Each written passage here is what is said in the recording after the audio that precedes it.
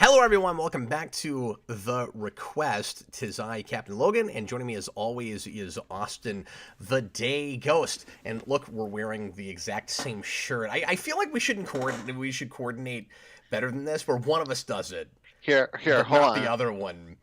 It's real nerdy. I think it's like we look like we showed up for work at a pizza place or something.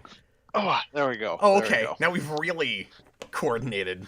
Now we both have red I was gonna jackets. say, does that make it better? I think that makes it worse. Well, this isn't a jacket. Mine's got some light. It's just an overshirt. Yeah, it does make us look a little bit different. Anyway, welcome everybody. Thanks so much for being here. We're doing another anime tonight. This one was requested by Hot Soup, and thanks a lot to you. I know he's there in the comments right now, and thanks for watching live. Thanks for watching after the fact if you're doing that. This one comes from the year 1997. It is only Just an like me. it's only an hour. Yeah, that's nuts. I would have been 13 when this came out. This is a movie that I have heard of, but had no idea what it was about. Just as an anime movie that people liked, it was kind of acclaimed. But I assumed this was another like futuristic sci-fi thing, just based on the title. I had no idea what it was. One of my big questions right off the gate is going to be, what does the title mean? I've been racking my brain. I don't know. I've got just no read whatsoever on what the title is. Maybe Austin's got an idea. I've not figured this out. Austin's had more of a chance to think about this than I have. He watched it a little bit before I did, but it was short enough that I went ahead and gave it 2 watches, especially because last night Austin ended up having to work late, couldn't make it, so we went ahead and put the show tonight after the Captain Logan show. So I've already done a whole 2.5 hours of streaming tonight right before doing this, so my apologies if I'm a little scatterbrained and if it takes me a minute to get back into this whole thing, but I did watch this, was it twice in one day? I guess it I think I guess so. it must Because have you watched been. it in the afternoon and then watched it again at night. Yeah, I watched it twice in one day, but like I said, hour 20 minutes. It was pretty easy to do that. This is I'm gonna kind of show my hand right away. I even said in the Captain Logan show how much I appreciated this movie. I kind of wanted to see it again. I was really glad in some ways that you couldn't make it last night, so I had time to give it a second watch. Mhm. And I don't know if you have this. Hour and 20, boy, it doesn't feel like it, and like in a good way. Like it's a real tightly woven movie, but I don't know how it gets everything in there. It feels like a 2-hour film to me. Yeah, it's like reading a good comic issue, right? Where you go like, man, like I can't believe how much ground they covered. And where you're kind of sort of like a comic issue too, where you'd be like rushing through it because you're enjoying it so much. I Hmm. mean, you don't have any control of the pacing and the time that it takes to watch a movie, of course, but it kind of changes your perception of time to some degree. I felt like I was with it for a lot longer than I was, but not in a bored, I'm looking at my watch kind of way. Yeah, like you're just kind of just in it. Yeah. Yeah, it's definitely an experience in that way. Austin, you said this is a movie that you've wanted to see for a long time. You're not a big anime guy. I always am kind of trepidatious and on eggshells when I have to pitch you an anime. When somebody requests, I'm like, hey, Austin, we're going to do that. I was like that this time. I was like, Austin, because the last couple we've done, I was interested and I enjoyed more than you did and had more to say, and I was like, oh no, we got to do another anime, and Austin's not gonna be happy. So I threw it at you, and you're like, oh no, that one I want to see. I'm excited about. So how did you find out about this, and why did you want to see it? So, I think I found out about this movie the same time I found out about Junji Ito, who's a manga writer that I really like, another horror person.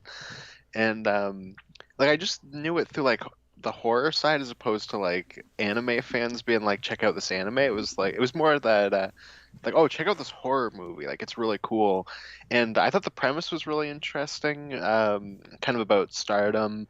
And I was always pitched to me as a movie about like a stalker following a celebrity. That's not entirely what it's about, but that's definitely an element. Which is interesting because originally that's all it was supposed to be about, and the Oh, director okay. added a lot to it.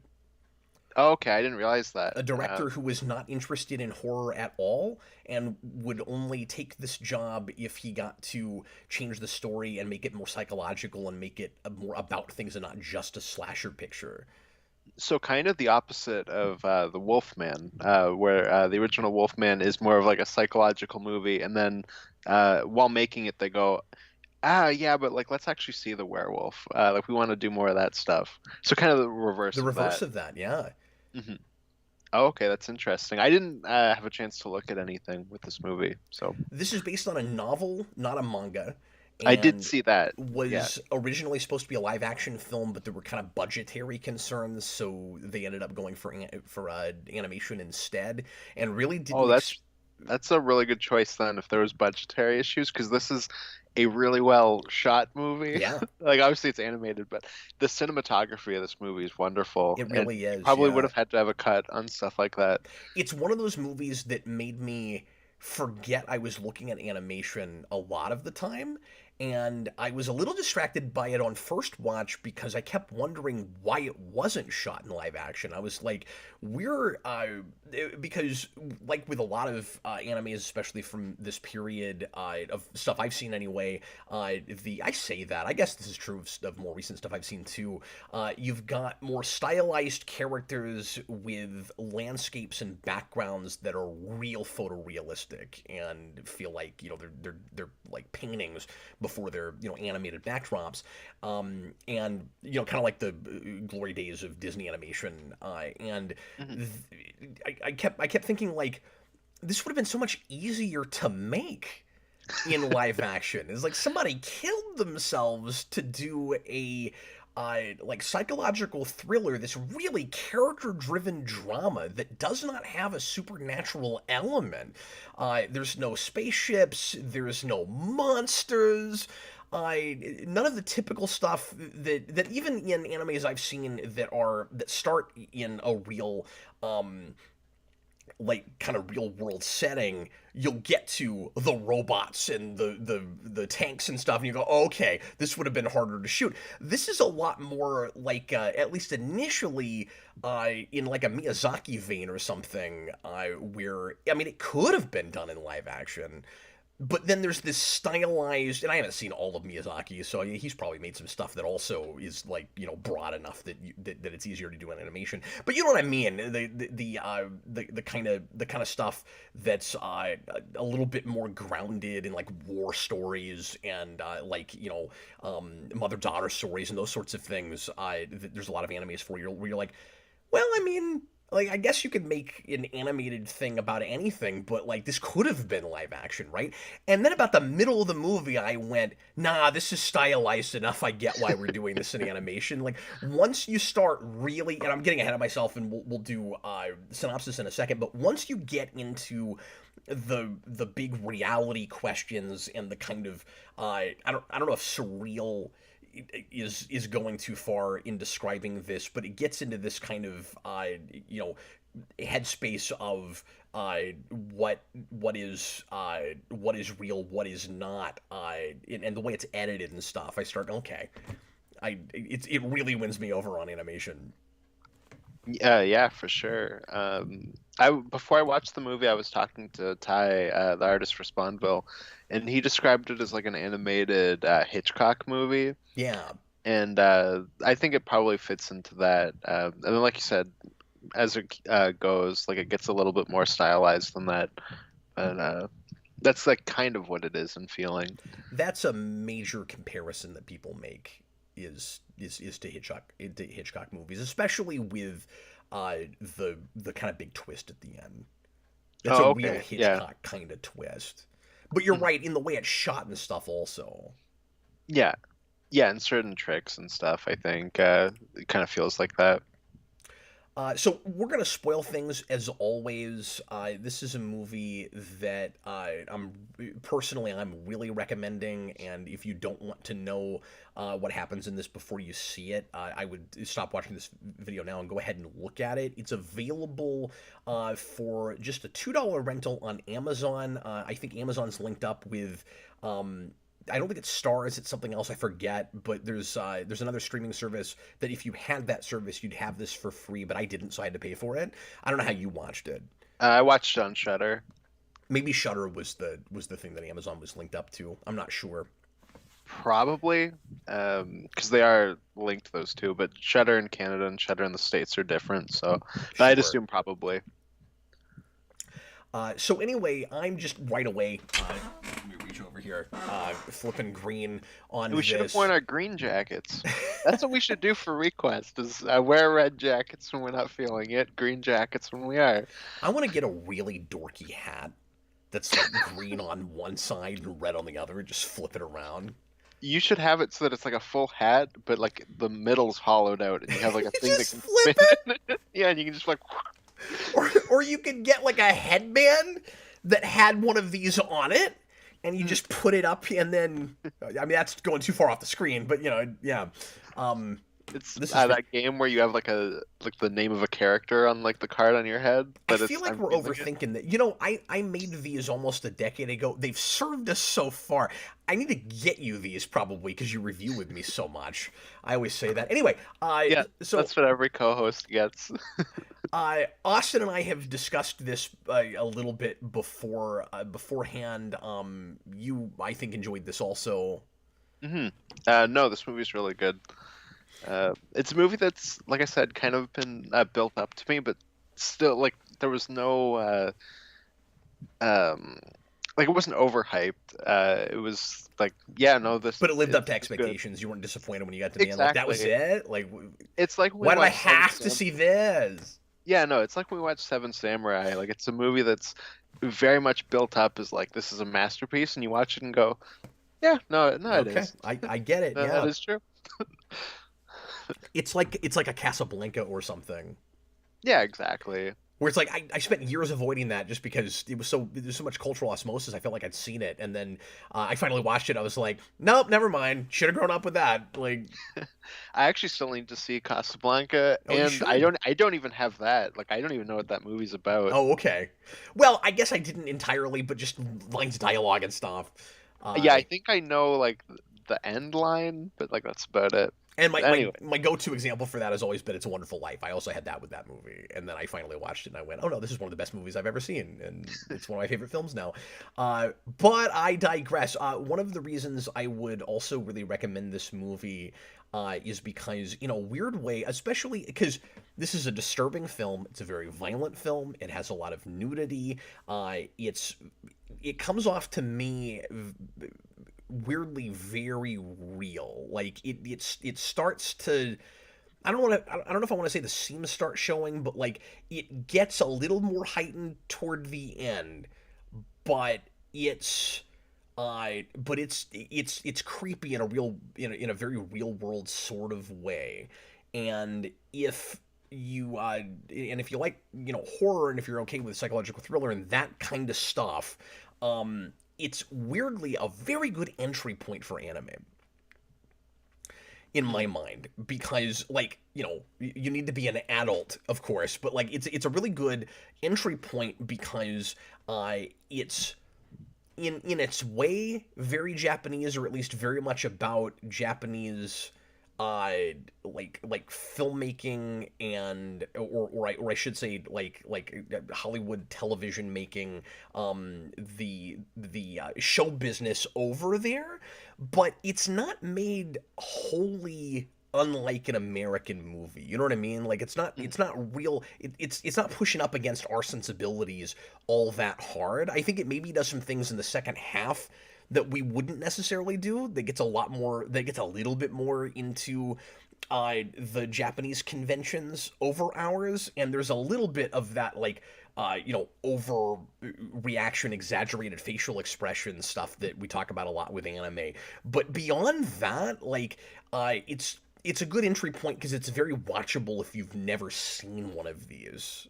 well, and even with like the facial reaction, just animation in general, very like going against the grain for that period of anime too. Right? There's like one shot where they have like a more typical like anime girl like at the time with like the giant eyes and whatnot, where it's like I think it's like a picture in a studio or something, and they just kind of hold on that and then like move on.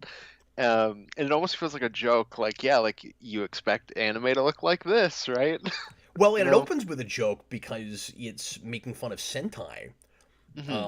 where you've got kind of Which a I like power. to imagine is the only reason this was requested, is just because it opens with Power You have Rangers. kind of a Power Rangers thing at the beginning, which we'll talk about what that's doing later because on a second viewing, I realized that. Did you get a chance to watch it twice?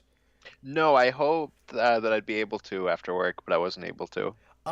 It sets things up. I don't know if I want to say thematically, but like structurally and visually really well in a way I did not appreciate on first viewing, but hopefully I'll come back to that in a little bit. But that's Mhm. also a way in which it's like you expect anime to be like this, but anime is not a genre. It's a medium, and we can Mhm. tell any kind of story we want to. And I thought that was really great. Go ahead and because people keep giving us crap for not doing a synopsis until 13 minutes into the video, and this time we're 15 minutes in. This So time we're like 20, yeah. yeah, but in my defense, especially this time, I just wanted to do the sign flip and give a real quick overview review in case you've not seen this, uh, because I kind of don't want to tell you anything before you look at it. You know what I mean?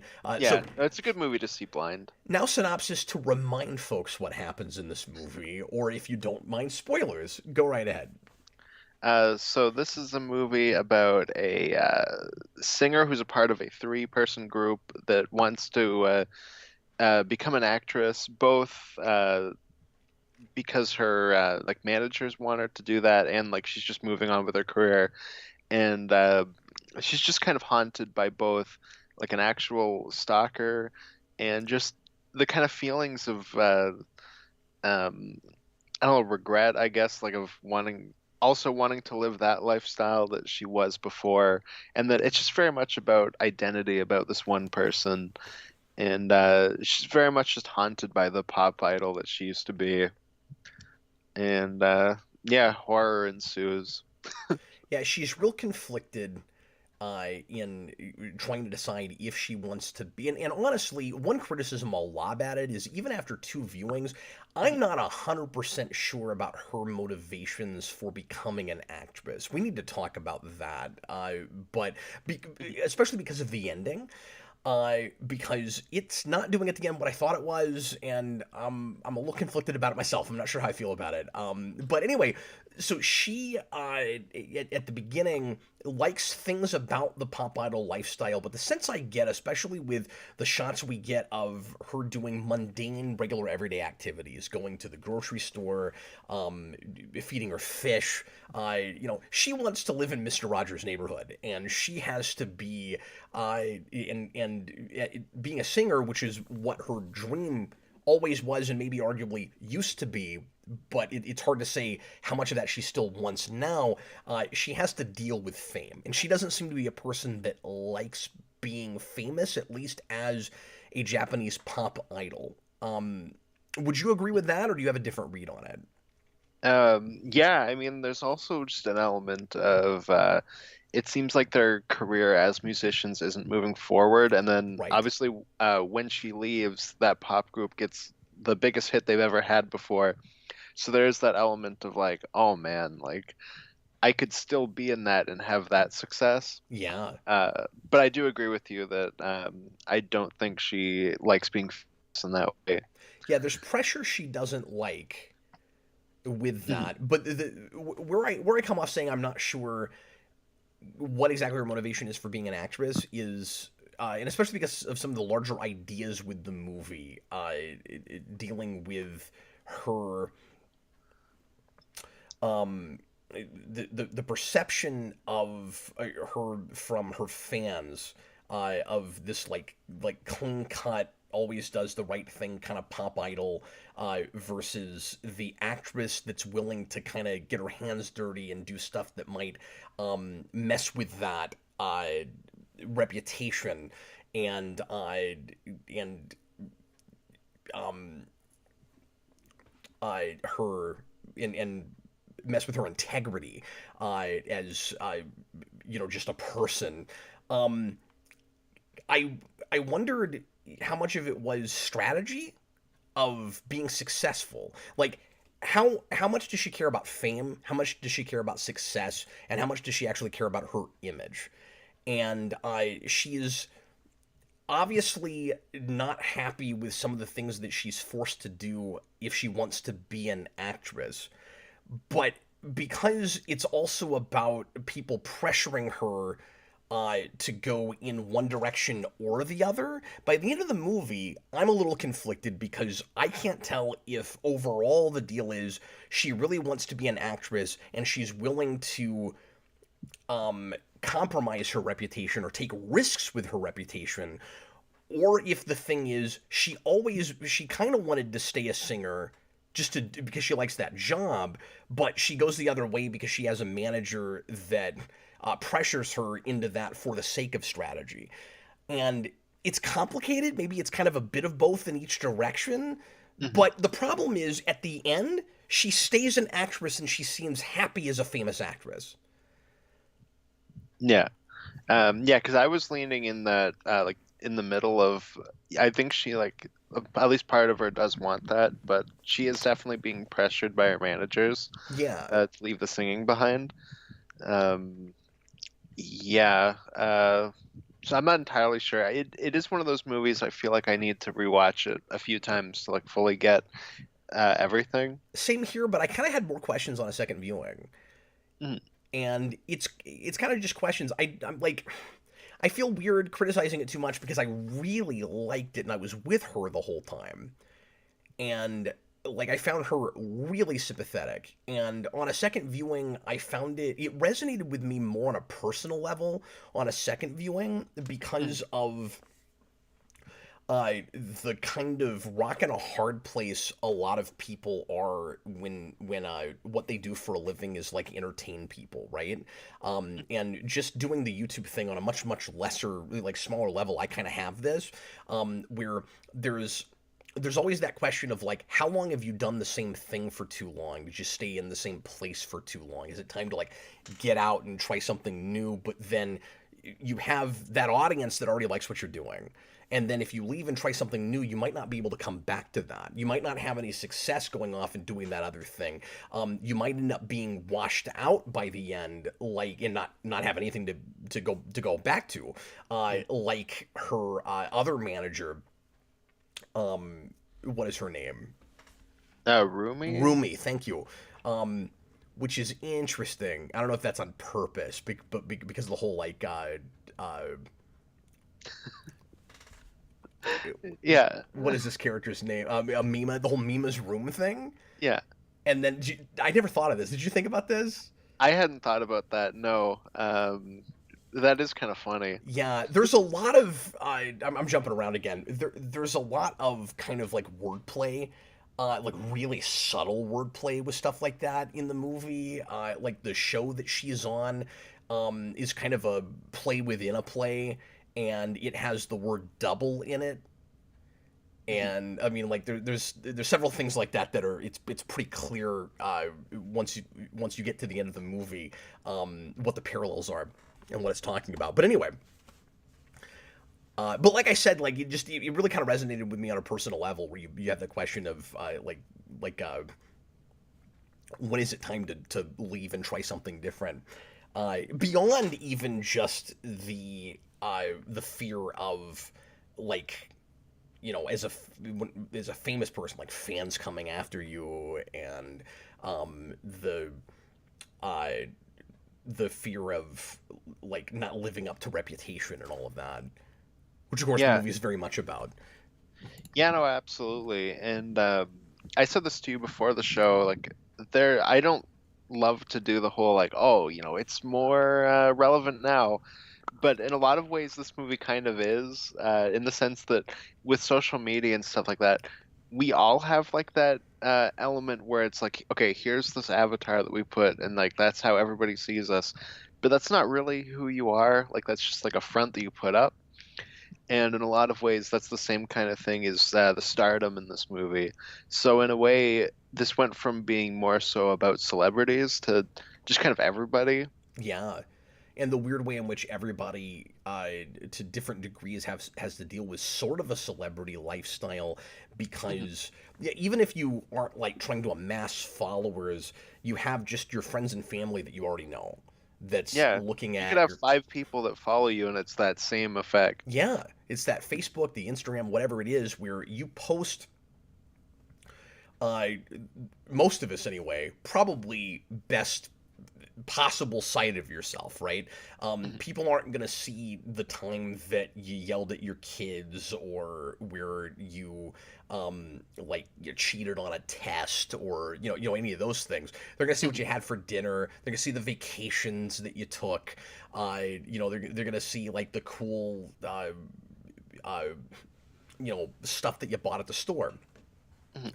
And it's this is that masks we wear thing, right? Like that's always been Yeah. true, going all the way back to antiquity. That there's the person, and you don't even always fully understand yourself, right? Like there's the Mhm. person you are deep down inside, and everybody has at least two sides to their personality, right? And then there's the front, as you put it, that you put up for people, whether you mean to it or not. Like Mhm. everybody, even subconsciously, is putting on a face to some degree, and that's much more. It's made much more complicated by social media, and this is really early social media, to the point where the protagonist in this movie doesn't have a computer, doesn't know how the internet works, doesn't even know what the point of typing in a URL is, how to Yeah. open an application in a box. It's great. Mhm. Yeah, how funny is it watching a movie now where a character has to be explained like how you go to a website? Like, oh, it's a website. What's that? A website? But what's URL? and of course, you and I have different perspectives on this, because you were born that year. I'm 13 that year. That actually was the first year I had a computer, Hmm. and I was No, for going sure. through that whole thing at the same time as this character in this movie, where I had to Yeah. be taught how to open application, and like uh, I was. I remember the first time I looked at that kind of a computer, I was kind of confused about, like, multiple uh, like boxes opening with different applications in them, and like what do you do with them when you're done, and like the difference between Xing something out and minimizing it, that kind of stuff. I also had, or at least my stepdad did, the model of computer she's got there, because Jeff was a big Mac guy, Oh, cool. and she's opening Netscape Navigator, Hmm. which was the big Mac uh, web browser, which is no longer used now, and good riddance too, by the way. Netscape was awful. That was the most horrific part of this movie for you. It was like, oh my God, it's that thing again. Netscape! Ah! Don't buy it. I turned into Professor X from the X-Men cartoon. Ah! Yeah, exactly. That's the true horror. Daniver says this movie is a great criticism of media. It is that as well. So, um, it's and this goes to what you were just talking about, with how everybody to some degree kind of has to deal with that weird celebrity phenomenon.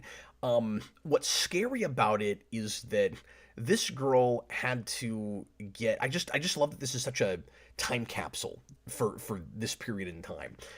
She has to become a minor pop icon, and then try to be an actor before she has to deal with um, questions of reality. So she's dealing with her own identity, and she has an identity crisis even before she starts questioning if certain things she's seeing are real or not. And like those things are really well intertwined. Um,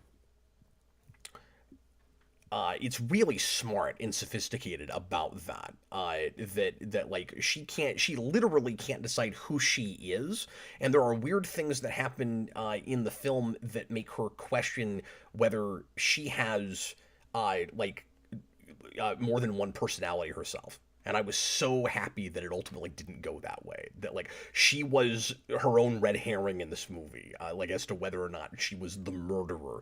And I was really glad that that wasn't ultimately the big twist, because I've seen that so many times and recently, and I was kind of worried that's where it was going. And it was really nice that that didn't happen. And what it actually is a lot more interesting. So it ends up it ends up being about how easy it is to lose your understanding of reality uh, because of how like almost against the human condition like being famous is. Like we can't process that kind of ego, right? Like people having such expectations of us, and then now we all have to deal with that. Like that makes this so much scarier than maybe it even would have been at that time. And you have three different characters in the movie that are all kind of losing their grasp on reality in different ways because they're all part of the like entertainment system in different ways. So one of them is the actual ultimately murderer who does have the multiple personalities, who decides that she is the real Mima, and she is a washed out old pop icon herself who was living vicariously through Mima. And when she decides to stop being a pop icon, this lady loses her grasp on reality. If arguably, maybe she was already doing that. It's hard to say, and because she's questioning now her own identity because she can't live vicariously through the pop icon anymore. So now she's losing her sense of reality. And Mima herself starts to lose her sense of reality because there are reasons for her to think that she might have this split personality and that she's doing the things that the former pop icon is doing. And then the other guy who loses his concept of reality is kind of the more standard thing, which is the stalker guy who can't tell the difference between a complex woman who has a lot of different sides to her personality and what he expects her to be as the pop icon. And it's in 120, or not even 120 minutes, in an hour and 20 minutes, we explore all aspects of losing reality because of entertainment. That's really impressive.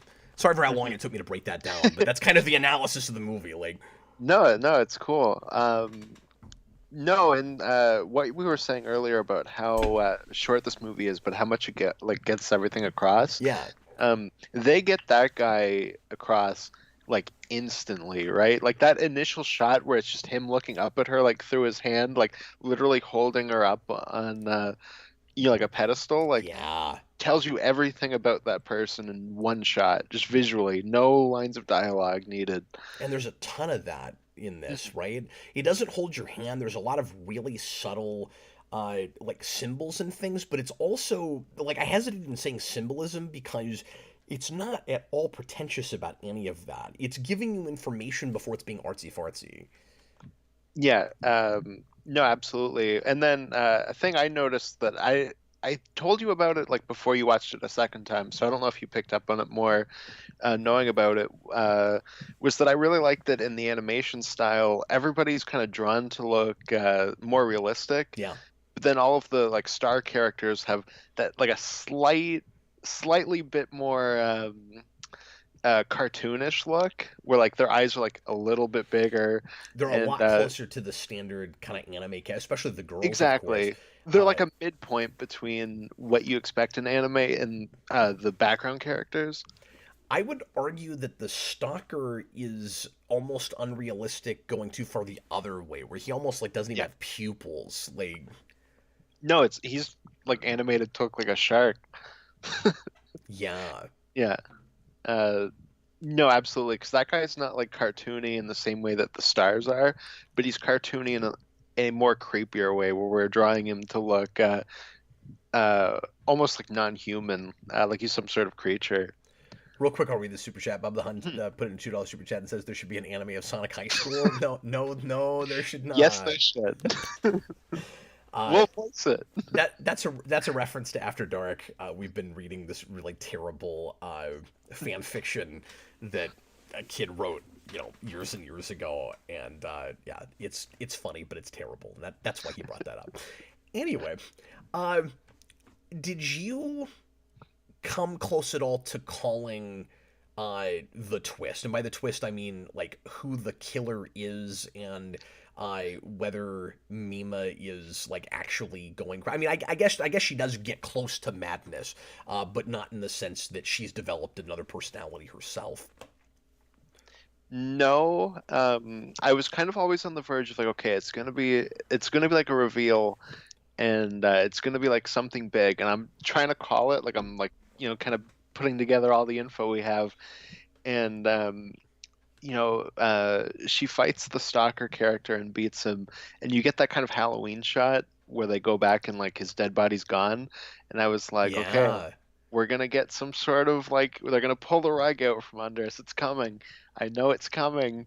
And one of the big things I knew from this movie was the shot where she like puts her hand with the blood down her yeah, face. that's the big famous shot. Because Yeah. when I looked at it up later for actually even before I saw it, because I had to put in a I had to put in a picture when I posted about our doing it. That was before I even saw it. That was the picture I saw everywhere. Oh, So okay, I didn't know yeah. the context yet, but I saw that. But even like I knew that was coming, but while watching it, I didn't. Like it was so just like out of my head. Like, okay, where are we going? I But don't that know. It's gonna be also something. still wouldn't have And told then you anything. no, no, I know. But what I mean is like I knew that shot, but I was Yeah. so lost in the movie that like it was completely out of my brain. But Like if that you had was been the thinking about it, it probably would have put you more on the track of, oh, she's going to turn out to be the killer herself, right? Because it's her phase. yeah, but it's also like the pop idol like imagination version. Oh, that's true. So it was just so it could have been like a shocker ending where she like sees that or something. But no, I did not call it at all. Yeah, I love that the like idealized version of her that in Mima's head is like taunting her and telling her that she's, not the real Mima, and all of that is like locked in Mhm, that costume. mhm. Yeah, absolutely. No, it's the very much like idealized pop star version of her. And it's Uh, also, did you have this thought? It's also like really inaccurate because there's a certain degree, however small it might be, of like uh, like self-sexualization and stuff that happens with the girls on stage, like when she is imagining herself back on stage when it's just the two girls in Sham without mhm, her, and she's like in the middle, she's wearing that outfit where they're wearing these like skimpy uh, uh, outfits with like really short jean shorts and like a cutoff shirt, and I thought that was an interesting choice. Like maybe that's the point that's making, mhm. Yeah, is that like if she's selling out as an actor, there's a certain degree of that she was already having to do. It's show business at large. mhm. No, absolutely. Well, and even when they're performing uh, at the start of the movie, because we kind of open with them doing their last performance, and they have like low cut skirts where like you can like it's animated so you can see like under them when they move. Yeah. No, absolutely. I guess it's idealized in that it's not as I don't know like dark as it is when she becomes an actress, and like Oh it no, of doesn't have that course. grit to it. But yeah, like there is an element to that already. It's again, it's about the perception versus reality. That like Mhm.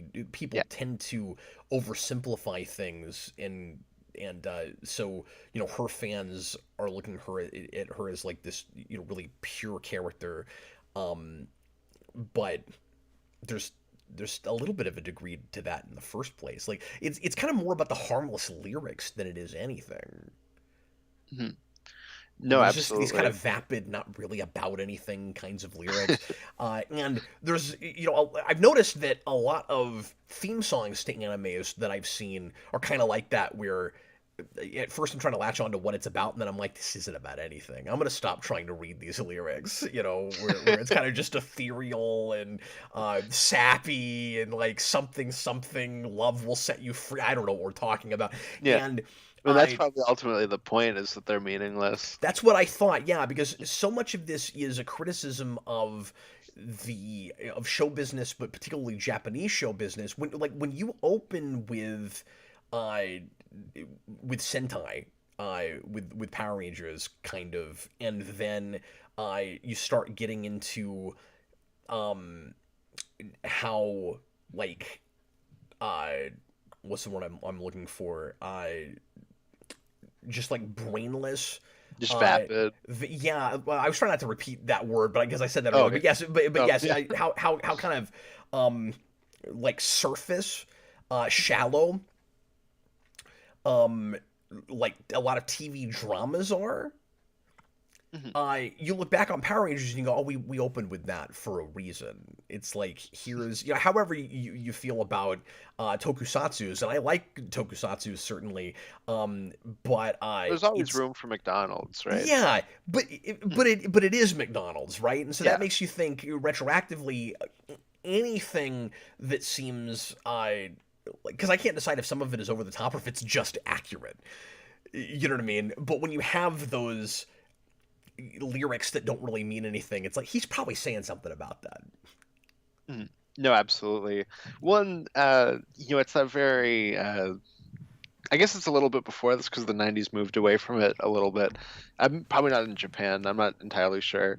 Where they all have the matching outfits and like they're all doing their choreographed dance while they're singing songs that don't mean anything. Yeah. And like it's very much like like a party type thing. Uh, Well, and you can, like, I would have never thought to compare these things, but there maybe is, and I know it's just the first couple of, the first, like, 40 seconds of the movie, but it's the opening shot. It's what you're kind of establishing everything with. mhm. Uh, we're, the movie is making a comparison again to the shallowness of the pop idol thing and like kid shows like Power Rangers. Uh, Well, especially because they we there are we three of them. mhm. Yeah. Isn't that weird? Like I don't know if that was on purpose, but I'm wondering if it like Cham has three characters. Your typical Sentai has five or six, but so that has to be an intentional choice. He opens with three. Mhm. Yes, no, I would think so too. Especially because it's like you go from that and it kind of parallels into the music part, and then we then cut between their performance, which is very like meaningless and like, look, here's like the idealized person, and then here's the actual person, and it's just her like buying milk, you know? Yeah. It's like, yeah, like this is what they'd actually be like. Let me also say, by the way, that she rambles way too much to her manager about what she does on an everyday basis. Like she tells her everything about like precisely what milk she's buying, and that she's got to get fish food, and because everything. So you're at first you're thinking, I somehow the stalker guy is even like peering into her room and you're just not seeing it, and that's how he knows everything because Yeah. he's writing the and again we're talking for folks that have seen this because it's going to be impossible to track the rest of this discussion if you've not watched this movie, but he's writing the blog on the Mima's room page, and at first you think he's got to be getting all of that himself, and she's like, how do you know all of this? The who are you question is kind of the crux of the whole thing. I love how that's utilized and repeated constantly. It's like, who are you? This guy that knows everything about me, and then the play within a play. Her character, that's the only line she gets initially, and then her character is going to have multiple personalities and is going to wonder if she's herself or her sister because she like turns into her sister, and then who are you is also who am I, because the whole thing is that identity question, and then that paralleled reflected with what's going on in the superficial drama. God, I love that motif. That's really well handled. But anyway, so sorry, I just went down a mini analysis rabbit hole. And then you find out later that it's the I keep wanting to call her Roku. What is her name again? Roomy? Rumi, thank you. she's a Roku. She's how you stream the movie. No, um, You go to her for the Weird Al movie. Rumi, it turns out, is emailing him, the stalker, as the real Mima, and that's where he's getting his information. So we can Yeah. deduce then that Mima has been telling her far too much personal information. And stuff that any normal person would go like, I don't care, I don't need to know this. Yeah. But um, apparently she's paying attention. Because she yeah. wants to be her and ultimately develops a personality where she thinks she is. Mhm. Yeah, no, early on, when we get that website, when we finally see it, and there's that shot where she looks out the window and there's like the building across the street from her, um, I was like, oh man, this is gonna be like John Carpenter's TV movie that came out the same year as Halloween, Someone's Watching Me, which is like very similar in what it kind of misleads you into thinking it's gonna be, Yeah. which is that there's like a guy across the street in another apartment building that's got like this like long camera that he can see into her apartment, and he follows her around, and he's just constantly taking pictures of her and then like sending them. So I was like, oh, it's gonna be like that, but it looks better because it's not a TV movie. And then it moved away from that really quick. But I was pretty into that like initially. But There's so much yeah. tension in that first scene in her apartment Mhm. because it this movie is just structured in such a sophisticated way. I'm imagining 19 different drafts because Yeah. you open like I don't know how to write a thing like this without just like pouring over a thing over like not just writing a draft and then changing some things but starting from scratch over and over. I don't know how else you do a thing like this where Mhm. the from the very beginning, she does her last concert, and then you hear one of her fans say, "I always look at Mima's room," and we don't know what that means yet. And then she goes into her apartment, and she gets the spooky phone call where nobody answers, that typical thing, and then she gets a fax that says traitor, traitor, traitor, traitor, and there's all these things where oh somebody's watching her. This is really creepy. Mhm. What's gonna happen? And you're thinking, or at least I was, uh, Mima's room is literally her room, and somebody's looking in, and Mhm. then you find out that that's not what it is at all. But then it kind of winds back to that toward the end when Rumi has. I still can't believe her name is Rumi now that we're talking about this. Where Rumi has rebuilt in perfect, meticulous detail her room and has been manipulating the stalker to make Mima's room. So in a way, it's sort of what you always thought it was, Mhm. but in a Yeah, way but in more a different twisted way. way than you ever could have imagined.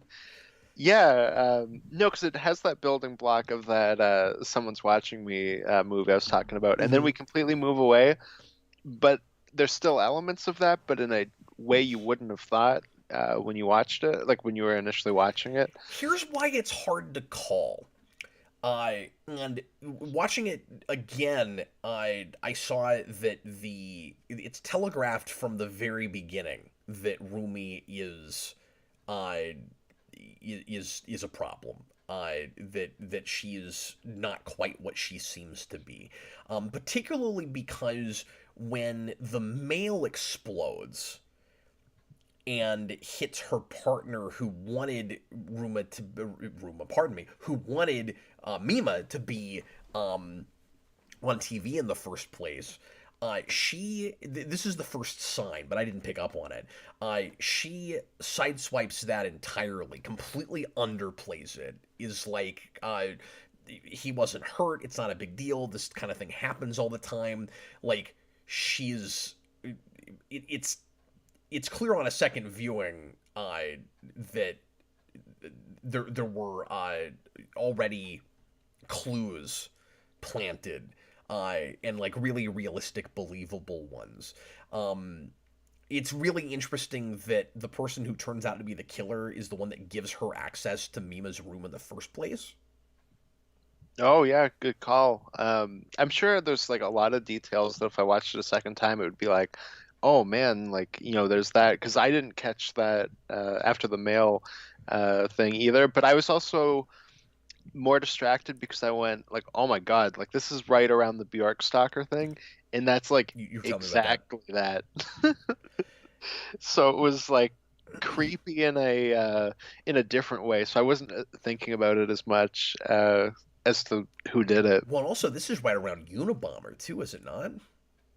I'm not sure. I'm not sure when that With is. the mail? If it was, people have got to be thinking that too when they watch this. Hmm. But I Yeah, mean, for obviously sure. not exactly the same thing, but it's in Yeah. that ballpark. But the reason it's difficult to call this is a mystery trick. I'm starting to realize, and I'm not a mystery guy. I would never try to write a thing like this. I don't think.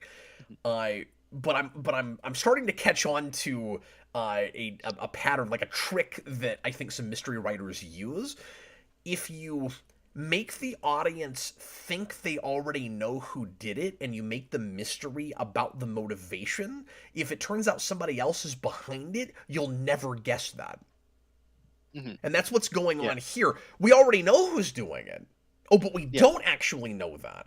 And so then when she starts kind of hallucinating, which by the way, it's hard to make me buy a person like seeing themselves in a mirror, like another version of her like talking to herself, because it's like you'd have to start to really be going out of your mind to see that. Like too often we just try to get away with personifying or allegedly like what's happening in your head, but you look crazy.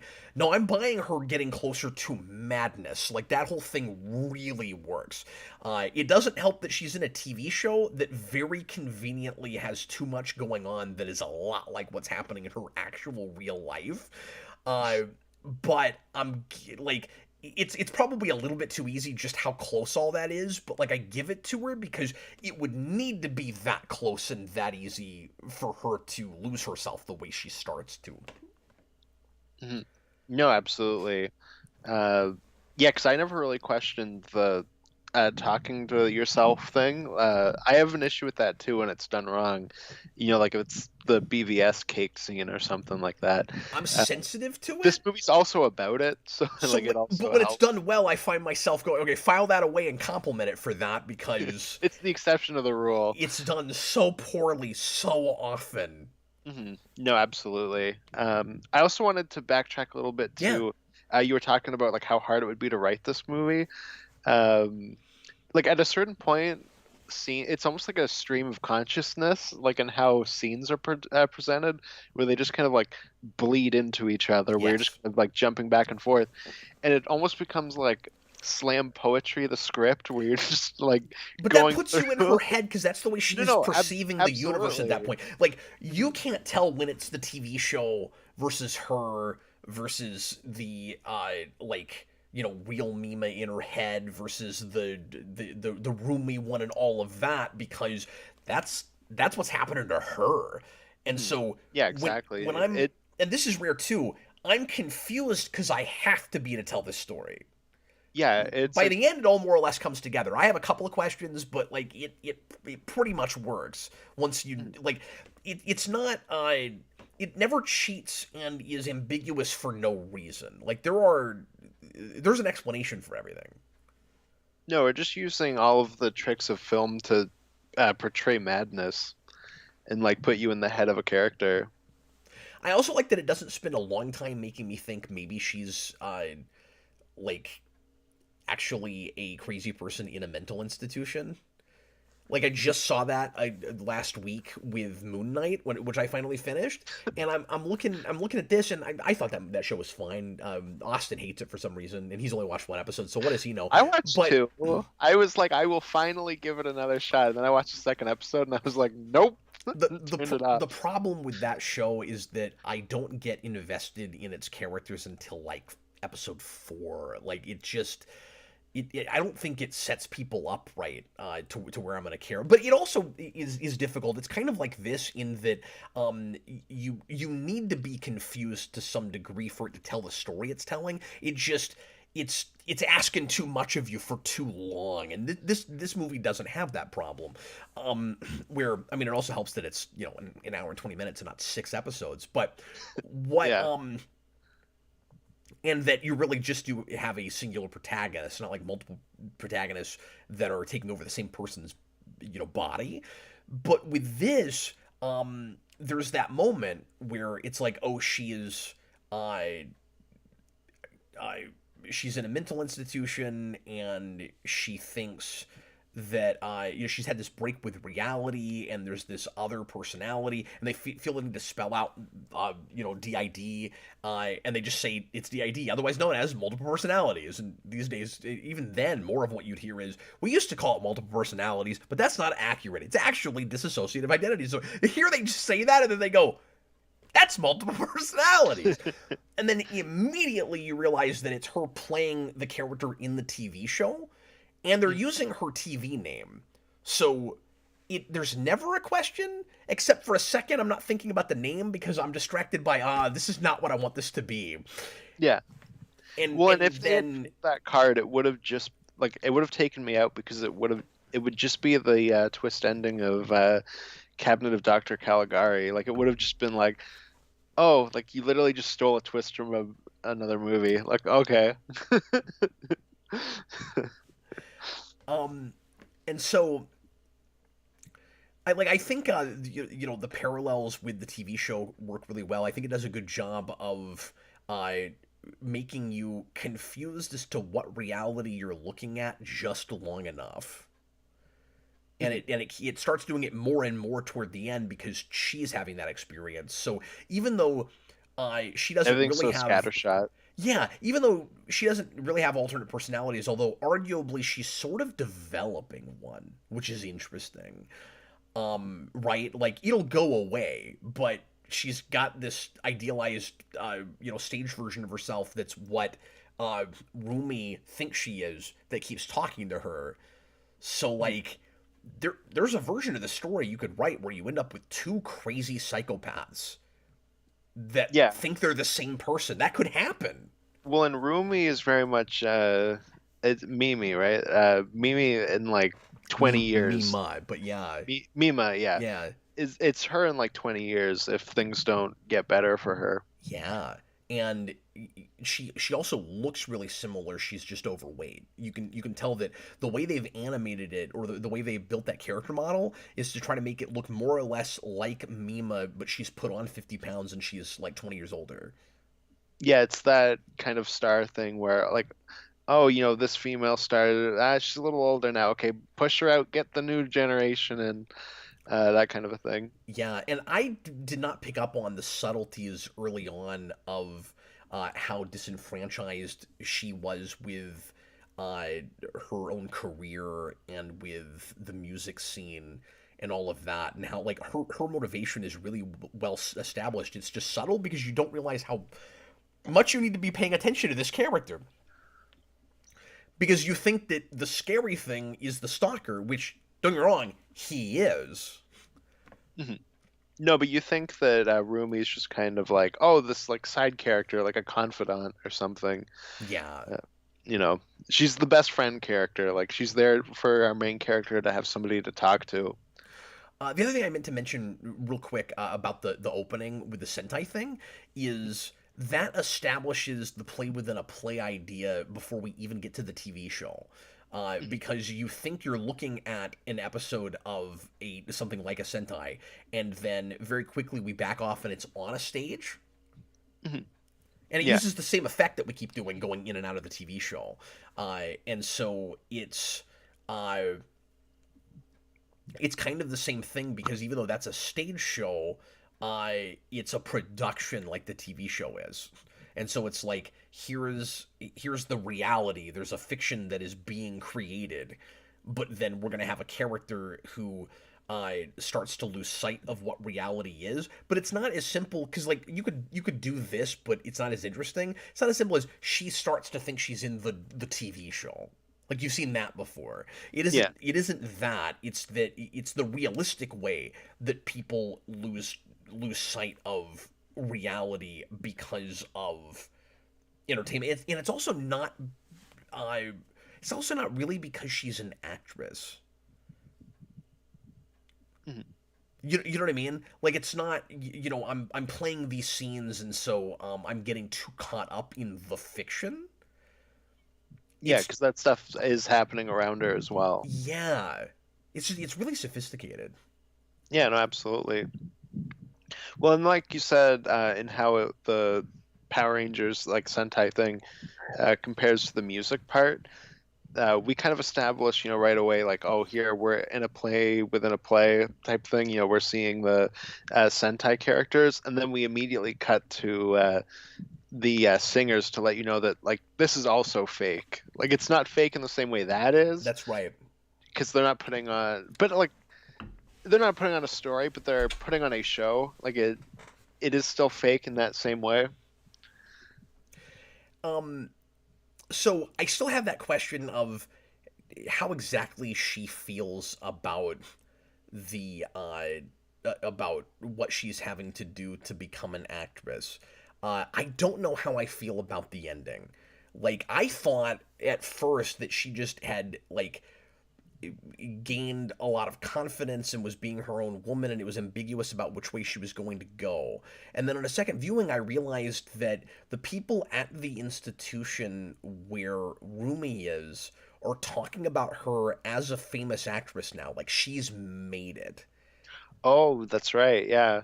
I would think she Mhm. would leave show business. Like I'm not sure what to do with that because it kind of it's a criticism of the way Hollywood is using, or Hollywood, the way I guess Japanese Hollywood, the way those productions are using actors and in particular women as kind of as objects where they're trying to further their career and they have to kind of debase themselves in order to have a shot at maybe getting like real juicy parts and something they can be proud of, right? Mhm. Isn't the whole system validated if she stays in it and is successful? Well, could they still say that she's a famous actress just based on the show that she was in, and she was like a famous pop idol? So like, She's wearing sunglasses, she gets in yeah. an expensive car, like No, that is true. she wasn't living the high life before. No, she lived in a small apartment. Yeah. What do you make of that? That I'm not sure. Like that's one of those things where I feel like I need to like spend more time with it and just kind of really get a read on. It Even if I ultimately just go like, yeah, I think that's a misstep. it just but I'm not sure if it is or not. It makes me think Exactly. that the I need movie might more time not with it. be entirely about what I thought it was or what even dare I say like a lot of people trying to like analyze this movie have been suggesting it's about. Mhm. Because obviously there is a lot of criticism uh, of TV production and show business in general in there. Don't get me wrong, but I and I don't mean to keep spinning my wheels on this. But if the idea is supposed to be there's this idealized image, uh, hang on with me for a second, will you? There's this idealized image of her where she's put in a box, right? And you're Mhm. supposed to be perfect, and you're supposed to like hold to this particular like reputation in this kind of mask that you're wearing on stage, where you're kind of more or less like prim and proper and in idle in like a family friendly sort of sense, right? Mhm. And then uh, she's attacked literally because she goes against that in an attempt to uh, be successful, but also maybe in trying to find herself. Where, as the pop icon, she's not sure if that's who she wants to be. So she's trying different things. And even though she's not comfortable doing the rape scene and doing the pornography and all of that. By the end, I wonder if the idea isn't that, as awful as all of that is, it was worth it to her to have a chance at being somewhat apart from that idol thing. Like, just life isn't perfect, life's not fair. And like ultimately if she would just be left alone, she can deal with all of that. Like I can't decide. Like the pop idol version of herself that's like taunting her and like making fun of her for doing all that, and like you should have just stayed in Cham, you should have just stayed on stage. Um, is that partly being created because she's so uncomfortable with doing those things, or is it because 100% the stalker thing, Hmm. the Mima's room thing? Like, is that the only reason that's there? If it wasn't for that, would she just kind of grin and bear it and get through it and be okay? I'm not sure. Hmm. Yeah, I guess the ending's supposed to be that she kind of beats that idealized version of what she's supposed to be what she wants to be. Um, Say that one more time. so I guess the idea of the ending's probably that she beats the idealized version of herself that everybody thinks she should be, to just be the person that she wants to be, I guess. Um, Yeah, but Thomas like, Lowe says leaving Pop Idol is the best choice for her, which suggests that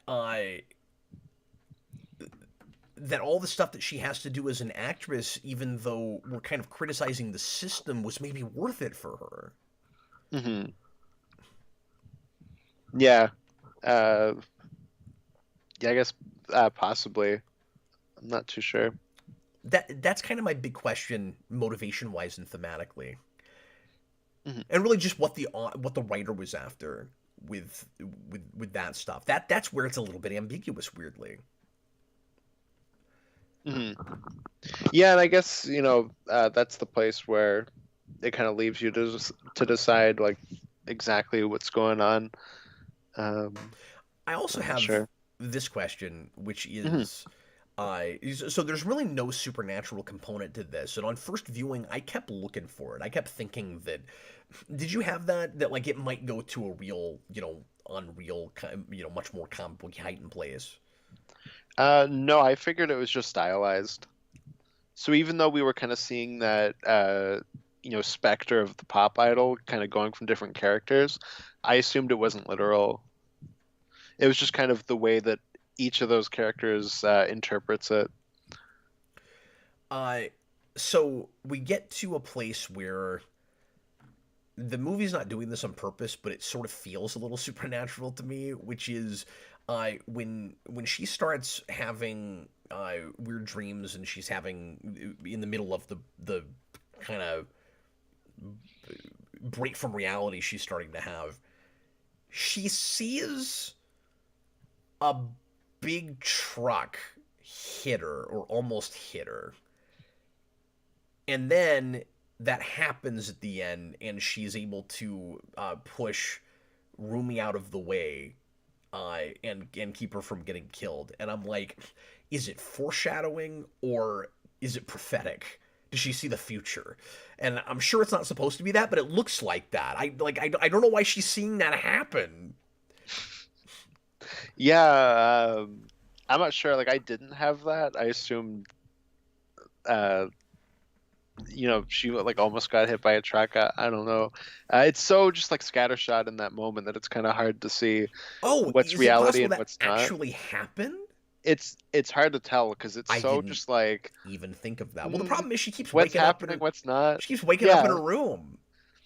no, exactly. It's so scattershot and kind of ambiguous about what's reality and what's not, and like I don't know. They keep disorienting us because like she'll get up in the morning and or she'll wake up and we don't know if we were seeing a dream or if we saw something that really happened and then we've just cut to Or it could have been that. in the show. Like it's so just like Yeah, anything, and it's very effective in that it's making you feel like this character that isn't sure on what's going on.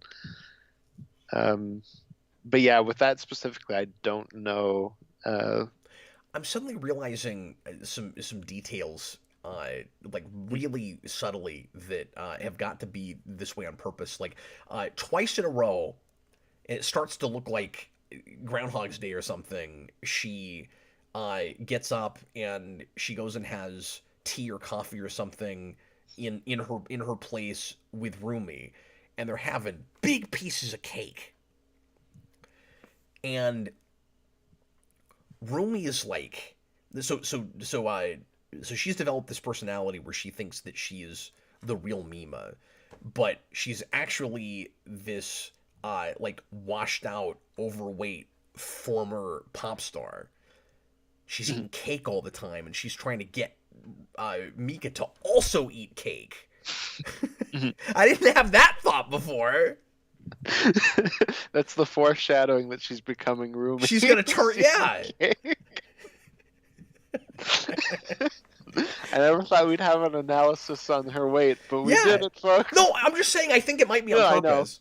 No, I agree. That's interesting. They're definitely paralleling those two characters and saying like Rumi is what Mima would be in like 40 years, or not 40 years. That's too long. Like 20 years.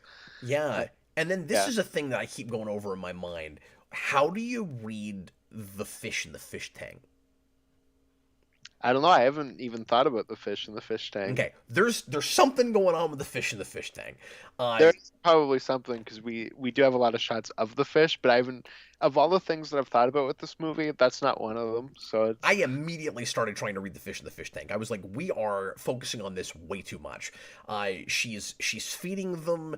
She forgets to feed them. Later, they're all dead. oh yeah, that I do remember that because in that moment I was like, well, this character should die. She didn't feed her fish. But, sorry, go ahead. I'm not sure how to read it as a symbol if it is one. I don't want to obviously overthink anything, and like maybe it's just kind of a place and time kind of thing to give you a sense of like what's happening and help root you in the actual reality of things, because it does help to do that. Like it gives you a sense of her priorities, and that she's like forgetting to pay attention to stuff she cares about, because like she really likes her fish. She makes a big deal out of getting the fish food, right? And then uh when we go to uh when we go to the fake version of her apartment that Rumi has, one of the tells that it's not actually her real apartment is the fish are swimming again. Mhm. But I don't know if there's a symbolic thing to it. Like uh like she's neglecting a part of her life, and so it's dying, but it's the part that she really wishes she was paying attention to, and she's losing herself. Like that's very vague, but it's the closest I've got to a read on it. Yeah, and I mean they die because she's not like fully focused on her life. Yeah, So but what do they yeah, represent as far as her career goes? her fans. I wondered about that, but I then yeah, I don't know. it's not. The movie doesn't really care about her fans. She accidentally killed her fans, and Oh, one of her fans is going to try to kill her, but not accidentally. But she will accidentally kill him. Maybe not accidentally, but she does kill him. So I don't know. um, you seemed really impressed with and taken by the chase at the end. Oh yeah, I just thought it was really cool. Yeah, no. This movie does both the psychological thing and the more visceral horror stuff really well.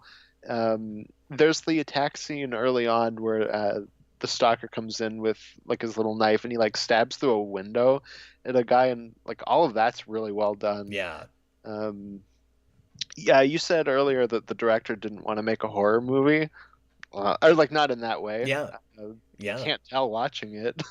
No, that's right. Yeah. But I was a lot more immersed in it and captivated by it, because it wasn't just crazy fan going after her, which is funny because my favorite horror movie of all time is kind of it kind of is that story. Like a Misery. Like it kind of is that. Oh, that's funny you say that, Cap. Oh no. Oh, I just spilled my drink on myself. I wish I'd do that, but I'm currently reading Misery. I've read the first few chapters of that. I need to get back to it. Oh, my leg is Oh soaked. no! We'll go ahead and finish up real quick. Let me read these super chats. Chewbacca's Lover, $2 super chat. Does this That's count what I as get for putting my drink between my legs. Anyways, sorry, go ahead. Does this count as part of Cap's anime series? I mean, no, I'm not doing this by myself, and it was a request, but it does happen to be an anime, and so if I haven't gotten back to those, but if I get back to those, this would not be a thing I would feel the need to do now because we've talked about it pretty thoroughly. Bob the Hun, another super chat. Ragnarok was clearly inspired by this film. No. I think he's saying because of the play thing. No, yeah, no, I know that's No, probably what you he's know, talking because about. I told you, Cap. No, we were just talking about that on No, the I Captain know. Logan show earlier Oh, tonight, okay. so that's probably why he brought that up. I would imagine, but yes, it does have that play within a play thing. Well, we were talking about the play too when he sent that. Oh yeah, okay. Thomas Lowe, I forgot about that. It's been so long now. Could you see a live action version working as well or better? Possibly as well, depending on how you shot it. I I think some of the more graphic stuff is easier to handle in animation. Would you Yeah, agree with that? Particularly with the rape scene, there's some. This movie does some really quick cut flashes to disturbing images that it jumps away from real quick, and I think if you do it in live action, it's way worse. probably, yeah. Do you know what I'm talking about? Yeah, like when you have like the shots of like nudity and stuff, especially later on. Particularly in the in the pornography section. Yeah, exactly. That's what I was thinking of too. Um, See, I was going more so to you wouldn't be able to capture the like dreamlike nature of it in live action as well, I don't think. It'd be Uh, harder. it'd be a lot harder. Like you probably couldn't have the shot on a lower budget where the pop idol version of herself is like jumping between like the light posts on the street, Yeah, stuff like that. And that's like the big that's place where just I a went. creepy image Okay, that here's why this is it. Yeah, and she's yeah. floating like a ghost. Yeah, exactly. You'd have to Just do the it way that character moves differently. in general, you couldn't do it in live action because she has like a weird hover kind of movement where um, she almost like glides like across the room, and like you can do that in live action, but not in the shots that they're getting in But this. I would think so. When he says as well or better, I don't know better. I'd be real impressed with that. You don't adapt this frame by frame if you do it in live action. You'd No, you'd have to conceptualize it adapt it. differently, right? Yeah, and then it's just a question of, but do we really need that? And like I don't know. Like I think this is just kind of perfect as it is. No, I'm kind of more interested in what this project would have been if it had been done in live action like it almost was. Mhm. Yeah, and You see what I'm saying? I'm with you. I don't need a live action adaptation of this, but this very piece was almost like and also there is a live action version of the book that came oh, out in okay. '02, which I'm a little curious to look at, but it like the character names are all different. It's not the same thing. Oh, So it's interesting. not a remake of That would be a this. cool thing to look at then. Yeah. But I See, imagine it probably is like just Stalker Story. Like it that's wouldn't probably like this is Kubrick's The Shining, and that's the Shining miniseries. except it kind of flipped because all the like psychologically interesting stuff is in the book with The Shining. And the movie is all the like visually interesting stuff where this is flipped like it's also visually really interesting too, but it really sounds like the movie is more interesting than the book probably is from what I've read, but I don't know. Hmm. Yeah, just a little bit of The Shining, but yeah. uh, no, that would be a cool thing to look at to see how that compares. Hot Soup says the live action is terrible. Oh well, that's unfortunate. Like I said, I called it. It's the miniseries version of The Shining. Oh, I'm sorry. I see what you're saying. I thought you meant like the book versus the Kubrick Oh no, no, movie. I mean the Kubrick movie versus the like really Oh no, terrible I've seen that. It's series. bad. Yeah, And King wrote it, and I'm like, I mean, I've read your dialogue. But Well, it's apparently in a because movie you can't write dialogue. I don't know what's happening. Stephen King shouldn't be allowed to write his own adaptations. Just straight up, he should be banned from it. He should be banned from film because he can't even start a film from scratch. Mhm. Because that was Maximum Overdrive. Yeah, yeah, no, exactly. Now there were a lot of reasons that turned out poorly. Like that wasn't all his fault, but anyway. Yeah, but And you even get stuff like Pet Cemetery, which is just the book truncated, and it's like, you could have cut things to adapt this better. is that the original Pet Cemetery, or did he write The the ori- remake? Because no, he wrote the I don't know original. anything about that remake, but I saw it in theaters, is it bad? but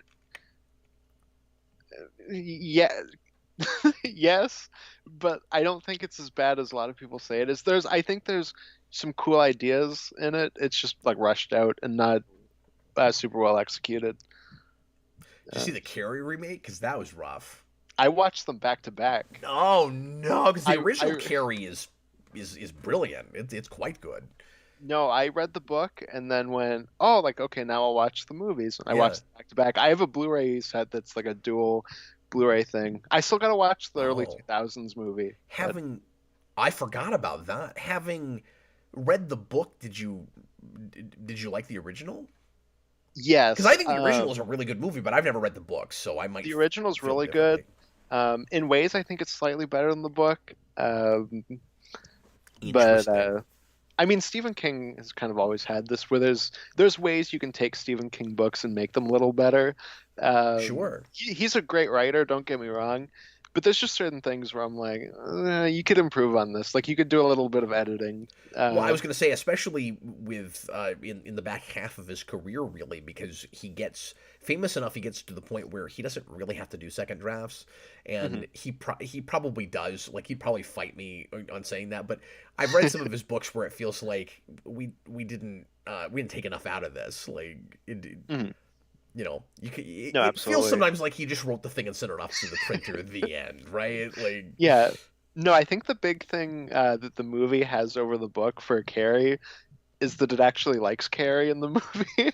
yeah, I've heard that. The way the book describes it, it's like you're describing her the way that like the bullies talk about her, and it's like kind of uncomfortable in a weird way, where it's Like, why am like, I even supposed to care what happens to her? yeah, I'm like, am I supposed to like this character? Like, it'll be like the description's like, oh, this fat, disgusting creature, Carrie walked into her room, and it's like, okay. So, I want to start doing something if we can remember to do this on this show. It'd be, um, I know you've been ranking these movies, and I don't know if at the end of every one of these we want to go through the trouble of figuring out where they go in our individual rankings, or if eventually we just want to do another ranking show. But what I do want to do, maybe we can start doing that if you want to. Yeah, What I do want whatever. to do is rather than just a sign flip, also ask the question: would you purchase this film? And I want to start trying to buy movies on this show that I like enough to own them because I want to rewatch them. And maybe I was talking to Austin about this yesterday, and maybe set up like a Hall of Fame shelf here in the bunker and put like the ReQuest logo under it and get the movies that you guys have donated to get me to watch that have that like in a subtle good way. I'm a different person now because I watched this movie. I'm glad that I had that experience, right? So Yeah, it'll encourage people to pick good stuff too, because they want to get on the Hall of Fame. yeah, I'm not gonna buy the ones that I hate to put them on like a Hall of Shame. Like I'm not gonna waste my money on that. Uh, but yeah, That's so on the Walmart $5 bin. there are at least 7 or 8 that at this point I kind of feel remiss in not having in my collection, and I don't know when I'll get around to buying them all, but I do want to set that up at some point. So this one I would say absolutely wholeheartedly I want to own. How do you feel about that? No, absolutely. I would definitely buy this movie. I've only bought one movie off request. There is a few that I want to pick up and just haven't yet. But Beyond the Valley of the Dolls is the only one I bought the next day after watching it. That's hilarious. I always Um, I always have the movies that I made a big impact on me. I always have the thought I should buy that, but very often we end up doing things that are really easily streamable. So I just don't think to because I have access to them. hmm Well, yeah, and I have to rent a lot of them, but it's like, there's just certain things where you go like, oh, I would definitely buy that, and it just kind of goes on like a list in your head of like, I would buy this movie, Yeah. and like at some point I'll buy it. But yeah, I would definitely like to pick up a few, especially this one. Well, folks, thanks a lot for watching. We sure appreciate it. We'll be back again next Wednesday for another one, and the next. Oh, I'm glad I have this up here. The next movie is a Tom choice. TH1. He asked for a movie called Jacob the Liar. I don't know anything about that. So I almost thought you said Jacob's Ladder for a second. Jacob's Ladder. Yeah, Jacob's Jacob the Ladder. Liar. Jacob the I don't Liar. know what that is. The Ladder. Uh, but brace yourself because I think I looked it up at one point just to see if I could stream it or whatever, and it did not seem real well reviewed. So That's a Tom pick. We'll we'll see see. how that is. It's probably not going to go on my Hall of Fame. If you would like to make a request for the request, you can go to patreon.com/geekvolution at the $15 tier. You can make a one-time, just 1 month donation, or you can stick around there and stay in the rotation if you want to. It's up to you. And you can ask for just send me a message after you sign up. You can ask for a comic, a movie, or a TV pilot or an episode of something that both of us, or at least one of us, is kind of familiar with, and we'll put you in the queue. We got about a 4 month wait right now. Tomorrow night, Austin and I will be back with Yeah, a speaking of Hall of Hall of Shames. Shame with a blind. Well, according to you, you've watched the first 10 minutes of this. I have not. We're going to do a blind. Instead of reviewing this, we decided we would give you our, and shame on you for starting it. We decided we Wait, would. and it's funny because I suggested it. I was like, let's do this blind, and I don't know then why shut you up did when I that. was like, Yeah, oh. and then you sent me a message. You were like, So we're gonna do Rob Zombie's new the Munsters movie, which is on Netflix. So everybody can watch it with us without having to, if you have a Netflix subscription, without having to buy it, which is probably a mercy, at least according to Austin. He couldn't deal with it, and he sent me a message. He's like, I'm watching this movie. I can't handle it. I have to turn it off. And I was like, you said let's watch it blind. Why are you watching it? He goes, I was just too curious, and I'm like, what part of blind? This must be some new definition of blind commentary that I wasn't previously aware of. I mean, I've been watching so much Monsters. I was like, oh, like I'm just like I kind of can't wait, especially because we were gonna do The Simpsons this week. So it was like Yeah, I was like, I'm a little tempted, and then I put it on, and like yeah, about 14 minutes in, I went, no, I can't watch Cap. Like I can't even make it through. This is I'm excited for tomorrow. It's gonna be really good. we put The Simpsons off. We're put that off for at least a couple weeks so that we can do a couple of blind commentaries. Next Friday night, we're gonna watch Werewolf by Night with you, which will have dropped by then, of course, on Disney Plus, and we're gonna do a double feature on that. This was Austin's idea. We're also gonna watch the original Wolfman to kind of round it out to a couple hour stream. So that'll be fun. I've never seen that. Yeah, I wondered, have you seen any of the original Universal monster movies? Not I not more recently enough where it even matters that I've seen Yeah. them. I think I've seen. I think the recent thing I've seen is probably Dracula. Oh, okay, yeah. Um, the Wolfman's kind of like in the middle. Like it's a really good movie, but I don't think it's as good as Dracula or Frankenstein. But it's also better than The Mummy. Uh, but it's a really good movie, so I'm excited to talk about that. And I don't think either of these will be things we'll double up on, where we'll also come back with a review. I don't know that they'll need that. No, I don't think so. I mean, Werewolf by Night's only like 50 minutes. Like I'm sure we'll cover most of it just watching it. So anyway, thanks so much for watching, guys. I hope you enjoyed it. I hope to see some of you guys tomorrow night. If you have the courage to join us. And somebody keeps asking me if I'm going to bring my dad in for that because my dad loves the Munsters. No, because he wouldn't be able to make it on a Friday, but also He's so excited about that. I don't want to ruin it for him by just trashing it Mhm. the whole time because I've not It seen it. it wouldn't be fun for him. It would There's the be there's the possibility he might end up liking it, but even if not, it's really not going to be fun for him just watching it while we're dogging on it the whole time. So yeah, I mean, it's like anything you're excited for. Like if you watch it with somebody that's really not and they're just making fun of it the whole time, then there's a part of you that just goes like, "Oh, like I wish I just watched it on my own. I'd probably enjoy it a little more." yeah, or in my case, just like criticizing it a lot. Like he and I did. Speaking of Maximum Overdrive, we did that Mhm. commentary, and I kind of felt bad about that because, that's a really nostalgic movie for my dad, and it doesn't hold up, I don't think. And I was really bored by that last half, and I didn't know how to do that commentary without going, this doesn't work, this doesn't work, and Mhm.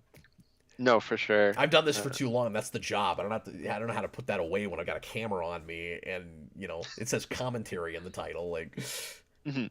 No, absolutely. Just make your dad watch all of Rob Zombie's filmography and just be like, okay, that'll put it in perspective for him. As soon as I saw that trailer, I went, "Oh, this isn't a adaptation made by Rob Zombie. This is a Rob Zombie movie."